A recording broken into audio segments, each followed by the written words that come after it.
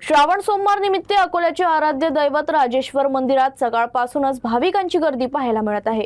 विधिवत पद्धतीने पूजा अर्चा करण्यात आली तर भाविकांमध्ये उत्साहाचं वातावरण पाहायला मिळालं। भक्तांनी राजराजेश्वराला जलाभिषेक करत पूजा आणि आरती केली। मंदिर परिसर भक्तिमय वातावरणानं फुलून गेला। अकोल्यातील राजेश्वर मंदिर हे जागृत देवस्थान म्हणून प्रसिद्ध असून हे मंदिर सुमारे 600 वर्षे जुने असल्याचं सांगितलं जातं। या मंदिराशी जोडलेली एक प्राचीन आख्यायिकाही प्रसिद्ध आहे। अकोल्याचे राजा अकोल सिंग यांनी आपल्या पत्नीचा पाठलाग केला असता जीव वाचवण्यासाठी राणीने महादेवाची प्रार्थना केली। त्यावेळी शिवलिंग दुभंगले आणि त्यामध्ये राणी समाविष्ट झाल्याची आख्यायिका सांगितली जाते। दरम्यान श्रावण महिन्याच्या शेवटच्या सोमवारी राजराजेश्वराला पूर्णा नदीच्या पाण्यानं अभिषेक करण्यासाठी निघणारी पालखी आणि कावड यात्रा ही अकोल्याची विशेष ओळख आहे। या कावड यात्रेला देशभरात मोठी ख्याती असून देशातील एकमेव कावड यात्रा म्हणून तिचा उल्लेख केला जातो।